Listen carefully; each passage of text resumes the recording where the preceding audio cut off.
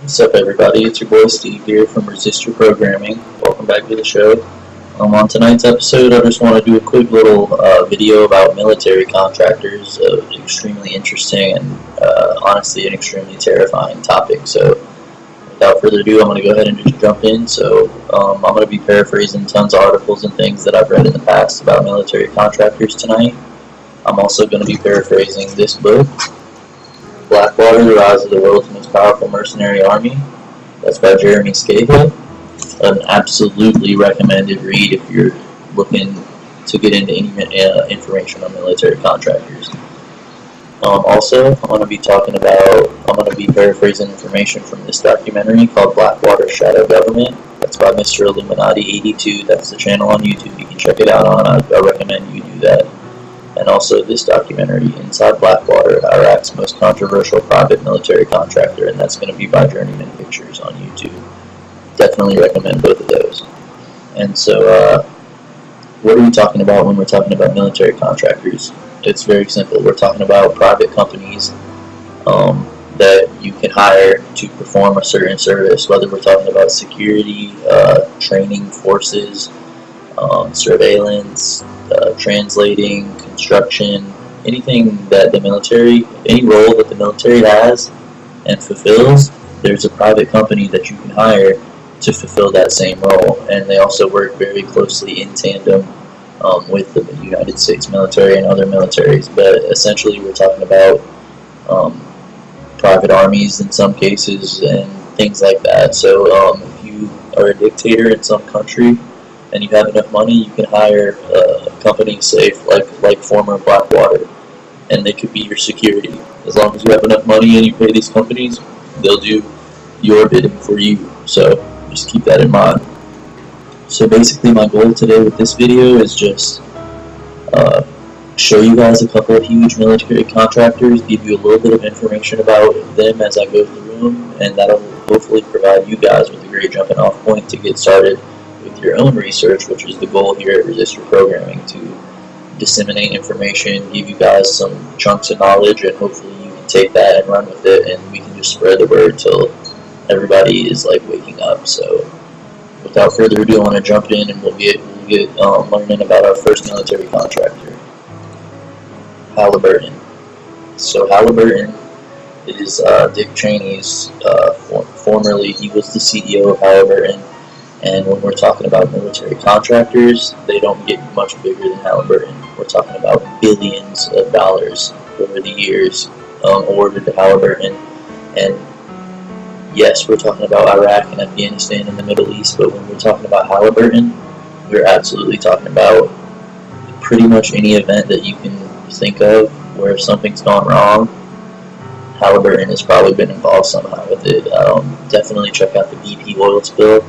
Halliburton's all over that, and you'll be surprised at the many different events that Halliburton's involved with. So go ahead and check that out on your own.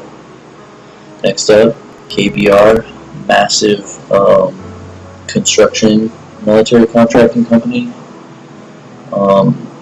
Another one that has had contracts awarded in the billions without a doubt.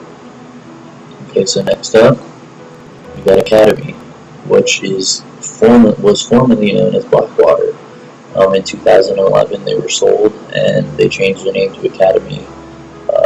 They probably, because Blackwater had too much stigma with it, with the release of this book, and with the 4 contractors that were killed in 2005, and just the kind of like never-ending controversy that Blackwater seems to bring with them. They have changed their name, and now they are Academi. So if you look up anything and you see the Academi with an I there, you're going to know that is formerly Blackwater, and they are the largest, I think, like security contractors on the planet, and they brag that within like 2 days or something, they could have like a 100-man army if you have the money to pay for it. Things like that. I mean, you just got to see these guys. Just watch these documentaries, and you'll start understanding like the breed of people that we're talking about here when we're talking about the military contractors.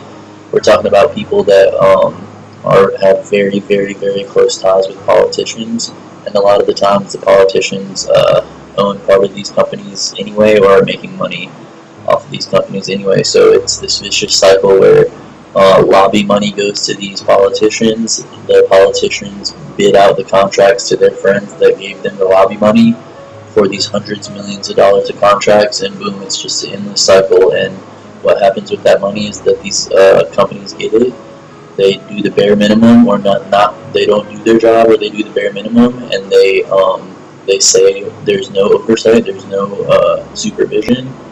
And that's why it's just a clusterfuck in the Middle East right now, because there's just all these military contractors, no oversight, all these badasses over there, these machismo motherfuckers, and it is a terrible situation. You guys gotta look into it. It's crazy. So next up, we got L-3. L-3, the reason I pulled L-3 Communications up is because I was looking for Titan Corporation, which was a huge name, billions of dollars in contracts that came up when I was doing my research, but I couldn't find their website, so I was directed to L-3 Communications. Perhaps Titan's a subsidiary of L-3, or vice versa. I don't know how it works, but I believe L-3 is connected to Titan Corporation, which provided a lot of the translators and a lot of spying and surveillance type of communication, security type stuff like that in Iraq and Afghanistan and the Middle East. And I believe domestically they do some stuff too, but anyway, the stories about Titan translators, the thousands of them that were dispersed in Iraq and Afghanistan to work with the troops and stuff, I mean, they are just like egregious stories of just no training. These translators hired for nothing with no training, given these certifications and stuff by Titan Corporation, and just I can't imagine the suffering, the torture, and the killing that occurred in Iraq and Afghanistan just because of the miscommunications of these poorly trained translators.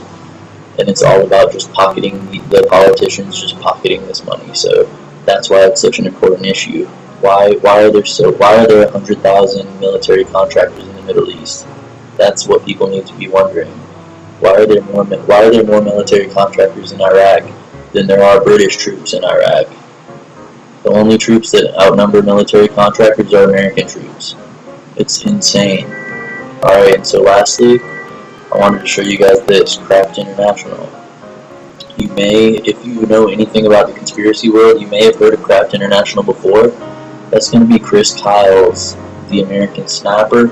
That's going to be his former military contracting company, Craft International, and they basically work with domestic police and stuff like that, and train them on handling combat type situations and things like that. They're in the process of closing down operations, which I saw that coming a million miles away when Chris Kyle died. And there's a whole conspiracy just with Craft International, Chris Kyle and his former, I guess, ex-wife or something, with the money and all that. So I'm not surprised to see this is closed down. And as we can see right down here, the instructors can all be found teaching at TacFlow Academy. I'm sure they just changed the name of Craft International to TacFlow because of the stigma with Craft and Chris Kyle and all that stuff. And an interesting tidbit about Chris Kyle, if you haven't already heard, he claims that with the Blackwater contract, he was in New Orleans after Hurricane Katrina and shot over 30 looters dead, which was a Blackwater contract to go to New Orleans to quell looting. Chris Kyle claims to have been there, and you should just read what he says about it. It's in his book, American Snapper. And check out the movie too. You get to see some awesome rubber babies. And if you've seen it, you'll know what I'm talking about. Anyway, guys, military contracting, crazy, egregious, just disgusting, despicable people. Look it up, learn about it, teach someone else about it, and always resist your programming. Thanks, guys, and I'll catch you next time.